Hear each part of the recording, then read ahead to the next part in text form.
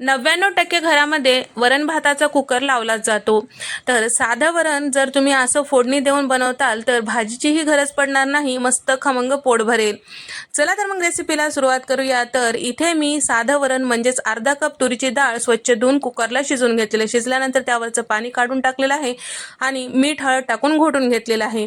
त्याचबरोबर कढईमध्ये साधारण 4 चमचे तेल टाकून घेतलेलं आहे आणि त्याचबरोबर अर्धा चमचा मोहरी, अर्धा चमचा जिरं, सोबतच इथे मी साधारण 2 मूठ इतकं पालकची पानं आणि 2 मूठ इतकं मेथीची भाजी घेतलेली आहे. ताजी मेथी घ्यायची, मस्त चव येते. आलं लसणाची पेस्ट टाकून घेतलेली आहे आणि सोबतच 2 मध्यम आकाराचे टोमॅटो बारीक चिरून यामध्ये टाकलेला आहे. कोथिंबीर टाकून घेतलेला आहे. पावडर पाव चमचा हळद, अर्धा चमचा धने पावडर, अर्धा चमचा गरम मसाला, अर्धा चमचा इथे मी भाजलेली जिऱ्याची पूड, 1 चमचा लाल मिरची पावडर, चवीपुरतं मीठ टाकून सगळं छान परतून घेतलेलं आहे. 1 मिनिट वाफून घेतलेलं आहे. त्यानंतर शिजून घेतलेल्या तुरीच्या डाळीपैकी इथे मी 2 वाटी इतकं साधं वरण यामध्ये टाकलेलं आहे. गरजेपुरतं पाणी, म्हणजेच तुम्हाला फोडणीचं वरण कितपत दाटसर पातळ आवडते त्यानुसार पाण्याचं प्रमाण तुम्ही ठरवू शकता.